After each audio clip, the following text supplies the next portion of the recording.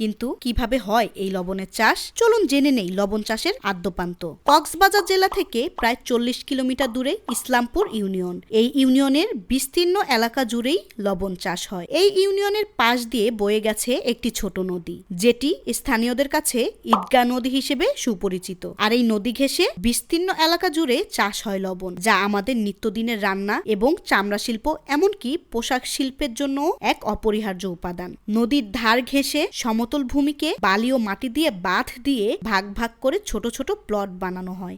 এরপর এই প্লটগুলোকে ভালোভাবে শুকিয়ে সেখানে কালো পলিথিন বিছিয়ে দেওয়া হয়। নদী থেকে শ্যালো মেশিনের সাহায্যে পানি তুলে এই প্লটগুলো ভর্তি করা হয়। এভাবে পানি দিয়ে ভর্তি করার পর 4 থেকে 5 দিন কড়া রোদে শুকাতে দেওয়া হয়। রোদের তাপে পানি বাষ্পীভূত হয়ে উড়ে যায় এবং দানা দানা লবণ পড়ে থাকে পলিথিনের উপর। লবণ মোটামুটি ঝরঝরে শুকনো হয়ে গেলে সেগুলোকে এবার রিফাইন করার পালা। রিফাইনারি মেশিনের সাহায্যে নির্দিষ্ট প্রক্রিয়ায় লবণ রিফাইন করার পর বস্তায় ঢুকানো হয় নির্দিষ্ট পরিমাণে। সাধারণত এক এক বস্তায় 80 কেজি করে লবণ থাকে। এরপর এই লবণ বিভিন্ন ব্র্যান্ডগুলো নিয়ে গিয়ে তাদের নিজস্ব রিফাইনারি মেশিনে আরেক দফা রিফাইন করে আরো ঝরঝরে করে মোড়কজাত করে। এরপর সেগুলো বাজারজাত করা হয়। আর এই লবণগুলোই আমাদের রোজকার খাবার লবণের চাহিদা মেটায়।